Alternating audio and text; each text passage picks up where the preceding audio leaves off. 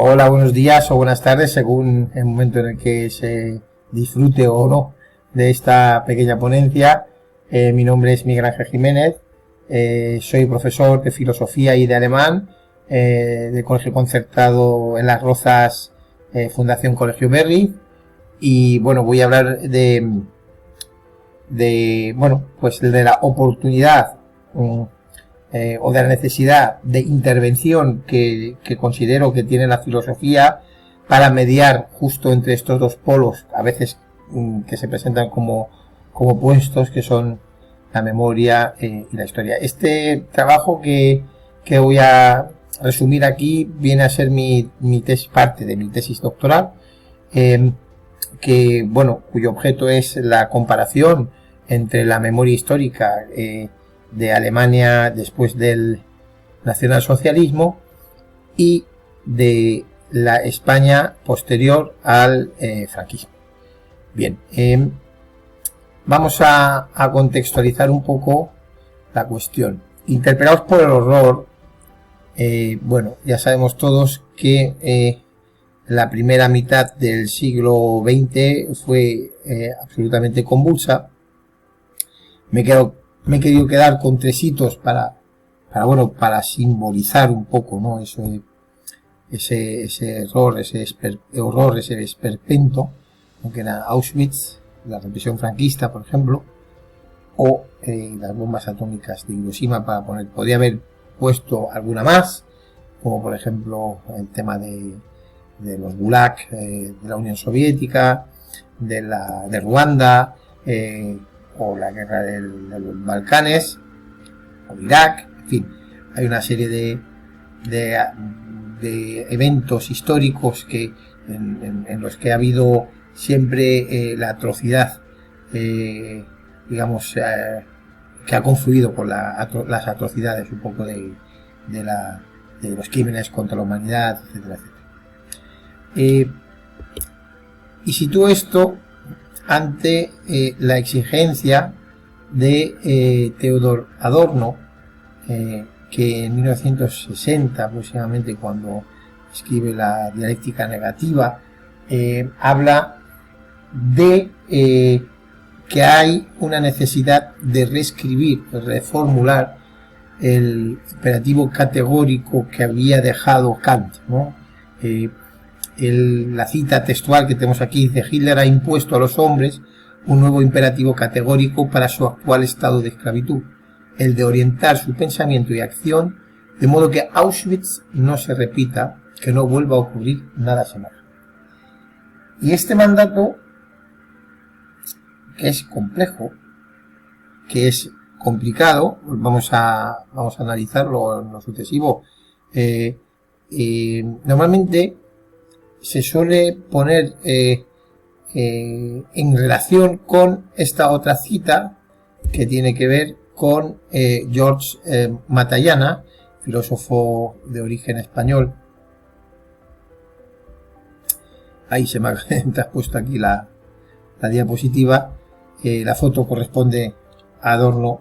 Le dice: aquel que no conoce la historia está condenado a repetirla, ¿vale? Insisto, esta foto es de Adorno, Matallana es el señor anterior, se me ha colado en la presentación. Bien, y esto, es decir, la demanda de una redefinición del imperativo categórico con el mandato de que Auschwitz no se repita. Cuando decimos Auschwitz podemos sustituirlo por cualquier evento que haya acarreado estas atrocidades, estas negaciones de los derechos humanos hasta situaciones insospechadas, increíbles, pues nos encontramos si conjugamos estas dos afirmaciones, con un resultado que es bastante complejo, ¿no? En ese sentido, la pregunta que nos hacemos es si conocer el pasado realmente hace que ese pasado, entendemos que hablamos de un pasado traumático como fue Auschwitz, no se vuelva a ocurrir. Es decir, si hay un nexo necesario entre conocer y tender a evitar. Y eso hay más de alguna persona que lo pone en duda, ¿no? Sobre todo si recurrimos a los movimientos memorialistas, ¿no? Me acuerdo ahora de una entrevista que tuve con Emilio Silva, el presidente de la Asociación por la Recuperación de la Memoria Histórica, ¿no? Que él no piensa que aprender de la historia realmente nos lleve a evitar que se vuelvan a reproducir determinados procesos, sino que el trabajo debe ir por otro lado. El trabajo debe ir por la aprehensión de valores distintos, valores democráticos, empatía con las víctimas, etcétera, en la línea de Walter Benjamin, por ejemplo, ¿no? Bien, vamos a ver si el aumento en el conocimiento sobre los datos, en este caso vamos a utilizar el ejemplo de Auschwitz, realmente puede hacer que tengamos esos mecanismos de defensa, ¿no? Y entonces a mí me ha parecido muy interesante una encuesta que hizo Comres para la CNN, la cadena de noticias, en el 2018, que era una encuesta que realmente pretendía calibrar un poco el nivel existente de antisemitismo en Europa.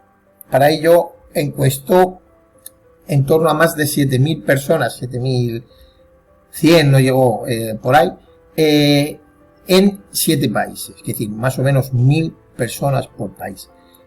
Los países encuestados son significativos, porque se trata de Alemania, se trata de Austria, se trata de Francia, se trata de Hungría, Polonia, Reino Unido y Suecia.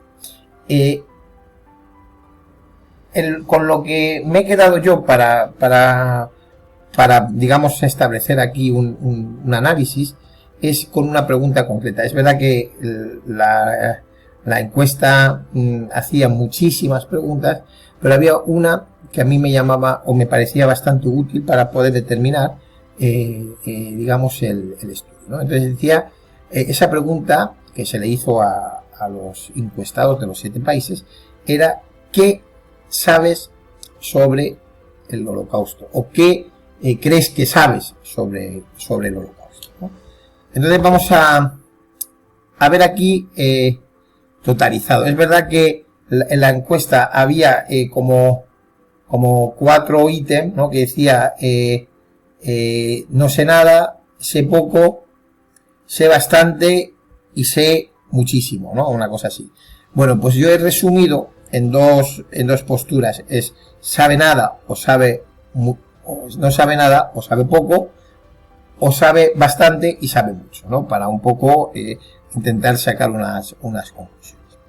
Bueno, aquí tenemos un poco el resumen general. Luego vamos a verlo por países, más que nada porque cada país va a tener unas situaciones concretas que hacen el análisis aún más interesante, ¿no? Pues podemos decir que el 67%, o sea, 2/3 de la gente encuestada afirma, que son todos mayores de 18 años, esto es importante, afirma saber bastante o mucho. Sin embargo, hay, y esto parece casi clavado, 1/3 de los entrevistados que afirman saber poco o prácticamente nada. Y esto es preocupante, teniendo en cuenta que estamos hablando de países democráticos, de países que tienen una consolidación en sus sistemas educativos, que estamos hablando de encuestados que todos superan los 18 años y con lo cual entendemos que han superado sus periodos de enseñanza obligatoria en sus respectivos países. Y esto nos arroja que 2/3 saben algo o mucho, 1/3 no sabe nada. Bien, si continuamos con el análisis, he querido agrupar, ¿no? Vemos, por ejemplo, los resultados de Polonia, ¿no? Vemos en Polonia que entre el mucho y el bastante tenemos un 72% aproximadamente de las personas que afirman, lo cual ahí entendemos que sí, que hay un conocimiento bastante importante, aunque hay casi un 30%, un 28%, un 26, 27% que afirma saber poco o nada. Ojo, porque estamos hablando de Polonia. Polonia, el país en el que se encontraban los campos de exterminio nazis. Hay que decir donde se encontraban Auschwitz, donde se encontraba Treblinka, donde se encontraba Sobibor, donde se encontraba Marianek, donde se encontraba todos estos campos de exterminio estaban en territorio que hoy en día es Polonia. Hay que decir, es verdad que hay generalmente un conocimiento bastante alto, pero ese número, teniendo en cuenta dónde se produce esa encuesta, es bastante llamativo, al menos a mí me lo parece. Si nos vamos a Hungría, hay que tener en cuenta que prácticamente una inmensa cantidad de judíos húngaros fueron exterminados en Auschwitz. Hubo un colaboracionismo por parte de Horthy, ¿no? del mandatario Horthy de Hungría. Fijaros que los datos descienden bastante, ¿no? Vemos que más o menos el 61% de las personas afirman saber bastante o mucho, pero casi el 40% de los encuestados, insisto, mayores de 18 años, no saben mucho o no saben, dicen, no saben. Es verdad que no saber nada no llega al 1%, pero no saber mucho, o sea, que decir, saber poco, es prácticamente el 37%, que es una tasa bastante alta. Si seguimos analizando y vemos países que ya son países aliados, que digamos participaron en la victoria de los aliados sobre el régimen nazi, nos encontramos con Francia y el Reino Unido. Y vemos aquí que el 70%, un 70 y algo por ciento de los franceses saben mucho bastante, poco el 21% y nada el 8%.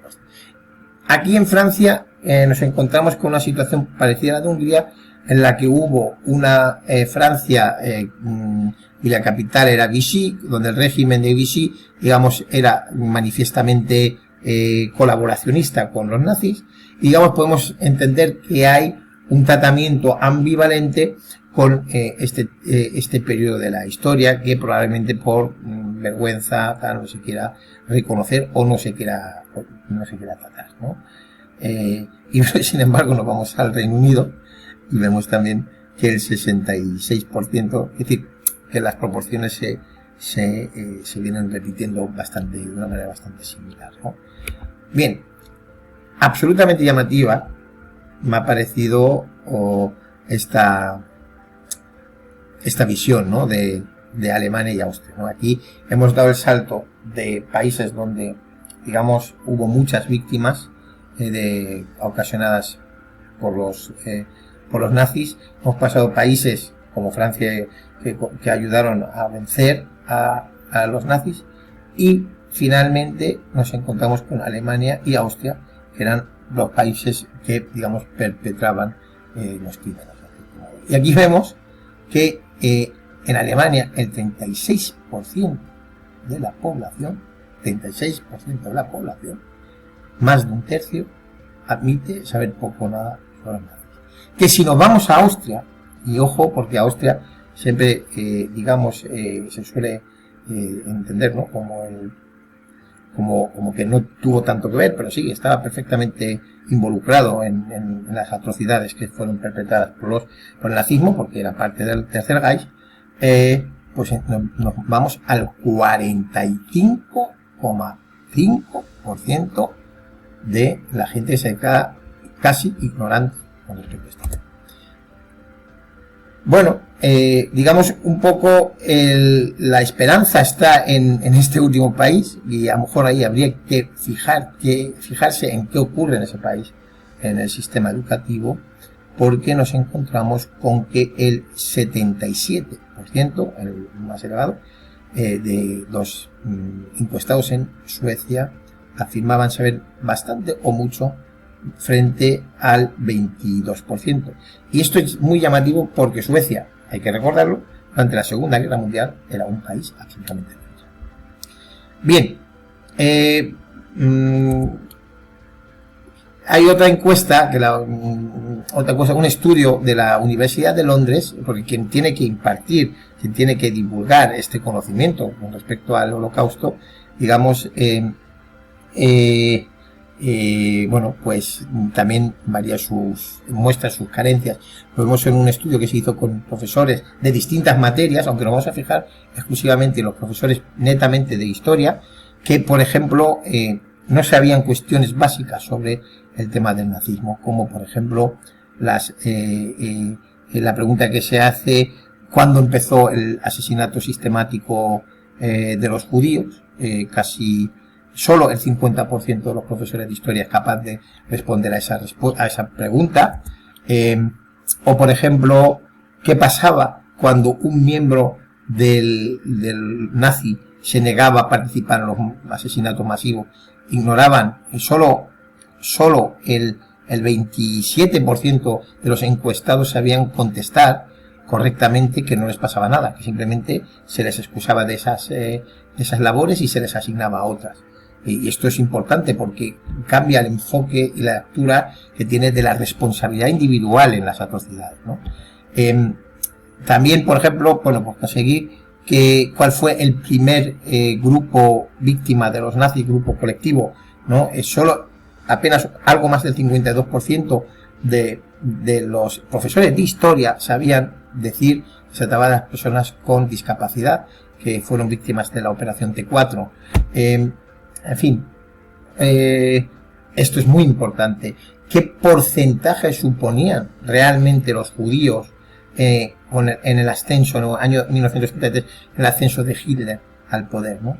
Y aquí vemos que solo un 32% de los profesores de historia es capaz de decir que era inferior al 1% la población judía en el Tercer Reich.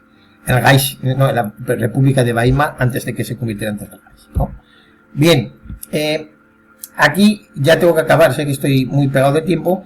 Es importante el combate del negacionismo y del distorsionismo. Estamos viendo cómo lagunas en la propia, o las personas que se dedican a impartir historia, que no quiere decir esto no es una crítica a los historiadores, que precisamente hechos como la Guerra Civil Española y la represión franquista o el Holocausto y el nazismo son probablemente de los fenómenos históricos más estudiados de la historia universal, y gracias a los historiadores que han aportado muchísima información y muchísimas investigaciones. Pero sí es cierto que la historia por sí sola no basta para resolver el problema que es el que se le dé el estatus que le corresponde a las víctimas de estas atrocidades. Entonces, hay unos mecanismos que se llaman, bueno, luego hablaremos de negacionismo, yo lo llamo distorsionismo, quiere decir, no acaba de negar de alguna manera, ¿no? Que es decir, que no pasó algo. Pero sí hay, por ejemplo, un mecanismo que dice que disminuir los hechos, ¿no? No fueron para tanto, no fueron tantos muertos, la crueldad no era para tanto, se exagera, ¿no? Un poco apelar a eso. Repartir responsabilidades, pues nosotros hicimos, ¿no? Pero los otros también hacían. Entonces, como que era un juego en el que ambas partes, ¿no? Aquí las víctimas y los victimarios, un poco se les iguala, ¿no? Luego relativizar, en la guerra pasan siempre cosas terribles, otros han hecho cosas peores, en fin. O directamente alegar desconocimiento. Hoy en día sabemos que el desconocimiento al nivel que se intentaba vender, ¿no? Nunca se ha podido dar a esos niveles porque era imposible, ¿no? Bien, Rey Tapia, cuando habla del negacionismo, él aporta una visión, ¿no? En la antimoa, ¿no? Y por ejemplo, ¿no? Él habla que el negacionismo adopta casi tal cual los argumentos del verdugo, ¿no? Por ejemplo, cuando habla de la Guerra Civil Española, cuando se intenta justificar por determinadas tendencias, pues él lo llama historietografía, porque realmente no aportan evidencias científicas o que, digamos, prueben, ¿no?, esas tesis de justificación, ¿no?, de, por ejemplo, por qué hubo el golpe de Estado, etcétera, y realmente se producen a un nivel de historiografía. Y ojo, porque ya con esto prácticamente concluyo, el peligro del negacionismo y el peligro de distorsionismo está recibiendo una amplificación tremenda en lo que vienen a ser las redes sociales, que de alguna manera son más difíciles de controlar. Y ahí es donde entra la filosofía, ¿no? La filosofía es la que tiene que habilitar el pensamiento crítico, la que tiene que habilitar la posibilidad de que se pueda filtrar y se pueda enfrentar a alguien críticamente, los alumnos de hoy, los ciudadanos de mañana, ante los bulos, ante las fake news, y que esto se convierta en una pandemia, pero intelectual. Pues gracias por vuestra atención, espero que os haya parecido interesante. Quedo a vuestra total disposición para cualquier aclaración o cualquier comentario o debate, y espero que os haya sido de interés.